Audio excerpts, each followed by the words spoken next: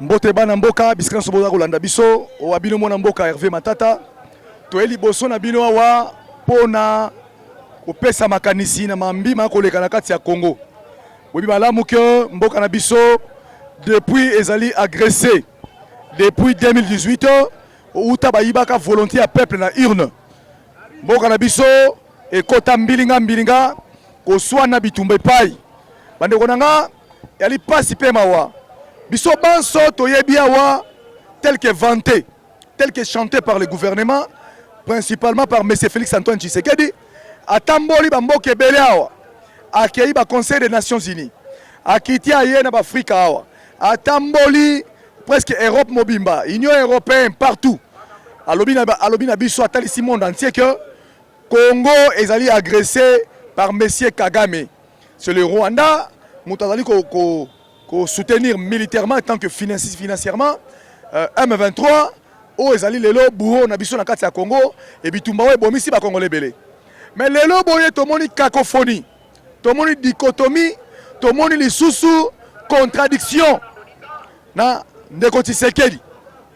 Alobaka na biso wana Sainte-Thérèse pendant campagne électorale.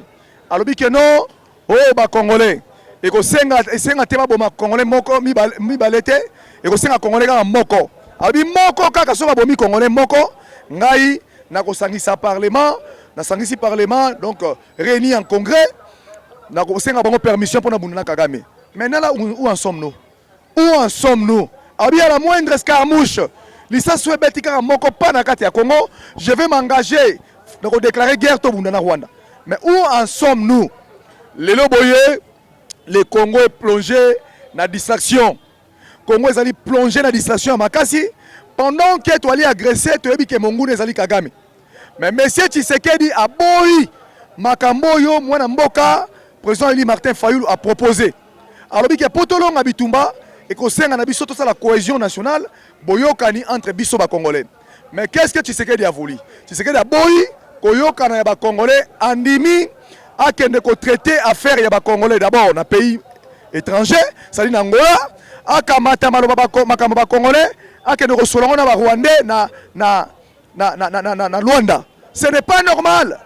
La dialogue makambo ba Congolais et ça na solution kaka ba Congolais et puis solution on a pour être efficace, il faut utaka na kati ya Congo. Mais Tshisekedi a préféré à que nous solongo ba ennemi du peuple, na absence ya peuple. Atina la délégation ministérielle, les loboyés baké conclure accord moko yamabe au biso peuple tona kanda nango bango baké ne koloba ya liboso balobi cesser les faits. Cesser les faits, oui. Mandoki etika, merci. Est-ce que M23 tiki copier biloko na biso? Est-ce que CD mabele na biso tiki mabele na biso? Est-ce que Rwandais ba abandonner ba espace nyonso au ba conquéraki? Il faut d'abord cesser le feu en efficace, babima na mboka na biso. Et pour babima, bango bayoka kaka na voix ya mandoki. C'est que na mandoki nde bakoyoka, na munoko bakoyoka te. Bakei ko signer lisuku na lobby epesi ngai kanda ndeko na ngai. Congo na Rwanda, il faut basala force moko mixte. Force moko mixte pour que biso na ba Rwanda to bunda ensemble au bénéfice ya ko bengana ba rebelle ya Rwanda FDLR. Est-ce que makambo FDLR est taliba congolais? FDLR ayaka na Congo sous ordre de la communauté internationale na ONU. Nde bakota na kati ya Congo. Et basengi Mobutu permission tango Mobutu alingi ko bengana bango pe ba pekisi na Mobutu bengana bango lisusu. Alors soki bato wana bakobima na kati ya mboka na biso, il ne sera pas question ya kosala groupe mix ya renseignement to groupe mix militaire poto bunana ba FDLR. Alors nos problèmes à nous, bilo ba problème na biso, nani a résoudre pour na biso. Ozomona sika oyo bazo jouer mais c'est Tshisekedi. Ba jouer malamu, ba balolier na poto. Kagame lelo boya komi blanchi par M. Tshisekedi. Kagame a komi blanchi par le moment où par du fait que mais c'est Tshisekedi dans l'hôpital sangana tout ça la force mixte. Toye ko comprendre j'ai ango malamu. Pourquoi bino boko ba keto la guerre na Rwanda mais guerre en Rwanda frontière kangamakate. Frontière kangamakate, ambassade à Rwanda kangamakate. Donc au monde il y a un complot moko za la kati wana ya koteka ma froidement mabele na biso et pas ba Rwandais et puis consacrer balkanisation na kati ya Congo. Et là quoi na to kondima yango te. Ndeko na ngai ipasi talawa na kati accord on va conclure babi Congo ko bimisa mbongo pona ko soutenir parti na ye o ba ko tinda bango na mission wana ba ko kene mission na Rwanda pe ko soutenir pona parti ne bato bauti ko kufa awa na ibale bibembeza na sa mai tilelo basala ata expédition mon côté bakitisi ata bespère mon côté baluki bibembete plus de 300 à 400 personnes na kati ya mai bakufi même pas aide même pas qu'organiser ata matanga moko muke bakeli susu ko boma bana classe na katanga ndeko na ngai ce n'est pas normal. Donc le gouvernement en place a commis la mission ya ko décimer population et a ko défendre la population les sous c'est que mboka na biso tôt ou tard soki otiki yango ekokende mabe ekokende maboko ya banguna ya mboka ndeko ya mibale na ko biso boye ndenge to alia na Congo to isa kabuya boye parce que kabuya azolota ya kotelema azokanisa lokola to salema seki mboka oyo bakotosa testament ya tata ya mutu te ola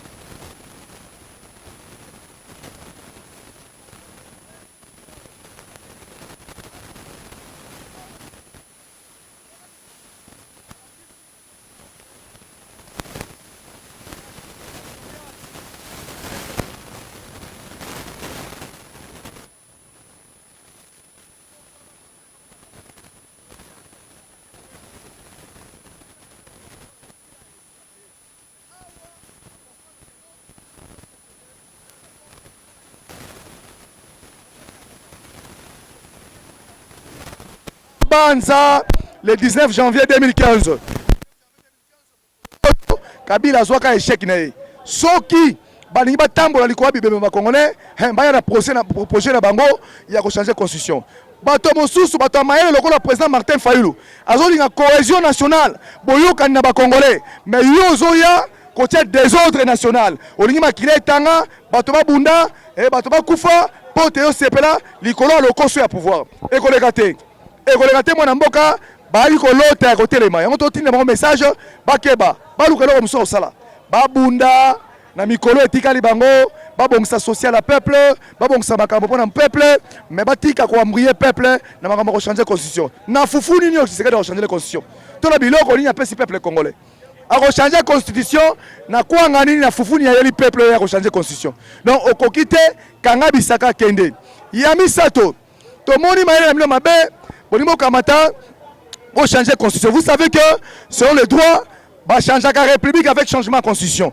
Si c'est sur la 4e république, sans parti est de la République démocratique du Congo. Et ça c'est déjà la balkanisation. Oyo Baniniba va consacrer. Peuple congolais, réveillez-vous, car la minute nous allons pratiquer l'article 64.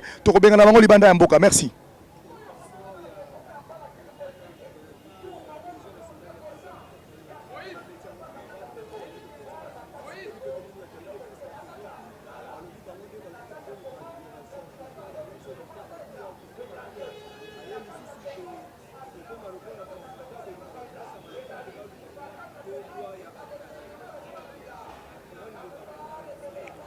La cohésion nationale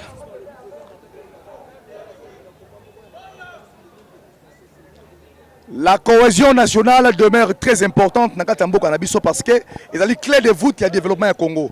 Boyokani et memaka force et memaka mbongwana boyokani et ça memaka bosomi na mboka. Soki tozoka lipanda ezaki pona boyokani ndeko na ngai. Lipanda yaka te ke wa lobi lingala wa lobi français te. Nous ne sommes pas dans construction à tour de Babel. Toi ba congolais. Soki tozoyokana te tozopesa monguna manduki tozopesa monguna argument. Yami balende konanga. Président Fayulu aliko bunda bitumba papa na ngai boko tala ausi ko bimaliba na mboka pona kolobela mboka na ba université minene na New Jersey alobeli yango alobeli makambo ya mboka, makambo ya sécurité na mboka, pe a proposer solution. Aya wana Kinshasa, akei bongo na université panafricaine du Congo, o ezali na badiadingi kuna, apesi alobeli makambo talisi ba congolais parce que makambo nyonso ebandaka na conscience collective. Toaliko ana minute to na stade ya kotombola bato conscience, ba comprendre importance ya cohésion nationale, ba comprendre tina ya mabele na biso. Ndeko na koloba ke Fayulu azo kote na Tshisekedi na moni esika moko te. Bango moko bata IDPS balobaka ke Fayulu akokoma premier ministre ali mbonga Tshisekedi. Na tuni bango lelo tozali wapi? Parce que la constitution et le banabiso que premier ministre a ici de la majorité par le lot tozali wapi? Mbongo ngo emonana balobi ke awa akokoma vice-président de la République na constitution ligne. Na constitution ligne de konangai. Donc Fayulu muta basali jeté. Toali ko bunda lokola bango bachaki mbilinga na opposition. Balobaki ke Katumbi azali opposant. Ye wana akimi mbela ya pamba akimi libanda mboka. Mbela ya pamba akimi libanda mboka. Fayulu ko bunda bitumba oto ko bunda bitumba biso peuple congolais pour la libération ya mboka na biso. Makambo etali Kabuya alingi nzambe te, alingi kimia te. Kabuya d'abord c'est un secrétaire général incompétent. Le plus mauvais secrétaire général dans l'histoire du parti politique c'est Kabuya. Kabuya lobelo ko mana monter. Bima loba un jour écouter boloko. Makamba loba écouter boloko. Boko pesa batu minduki. Aloba makambo ebele. Kabuya aloba makambo mabe, Kabuya abongisaka société te. Kabuya azali moto oyo aye pona kotia mbilinga. Mais to yebi c'est clair. Oyo akoloba wana asuki sango na séance d'état manga IDPS. Soki alingi yoka peuple congolais ana loyenga changement de constitution. Kabuya ana loyenga changement de constitution akoyoka. Babunda bitumba bango na bango kuna.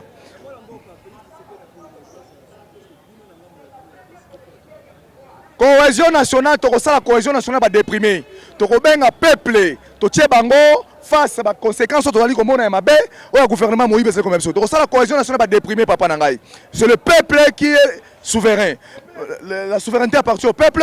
Il y a un monde qui n'est pas peuple, tu sa peuple. Mais c'est Félix Tshisekedi qui est peuple. C'est le côté moi musala peuple. Tu ressens sa peuple, tu ressens la peuple wana. Babunda babunda non basisi nonté. Babunda na IDPS. Yo ko boya cohésion nationale kolingani. Des autres nationales.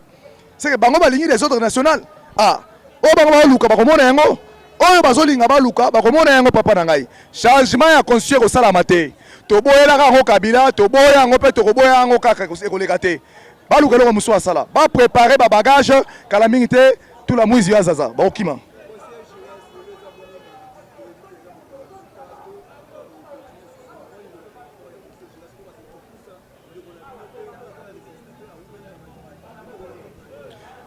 Procès ndeko na biso Jiresman Nzanza selon tribunal parce que tolaki liboso ya tribunal tribunal elobi na biso ke ekokata lelo nde bazali kokata yango lelo likambo mosusu eza te parce que matière nyonso eki vide plaidoirie esalamaki nyonso esalamaki sikawa bato mpe bametre na biso avocat de part et d'autre bakotisaki mpe baprocès baplainte na bango bakotisaki donc PV na bango na niveau ya tribunal lelo nde bazali kokende kokata likambo wana poto kunda mona mboka na kimia ebiki biso ba africain soki ndeko na bino bwana matanga to sala activité moko te. C'est pourquoi mon activité belé a freiné pour que ndeko na biso na nous kamata to kende kotika ino na lilita et puis to kozonga to kobunda bituma na ndenge singeli. Donc lelo ba kokata procès ndeko Jires.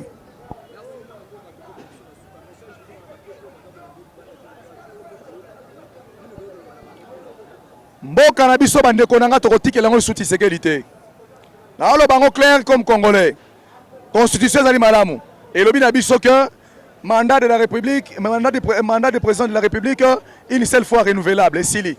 Sokyo sali okokité 10 ans yango zo kokisa sali lokote. So apesi 100 ans de okoko wongsa. Obi mwana ya classe.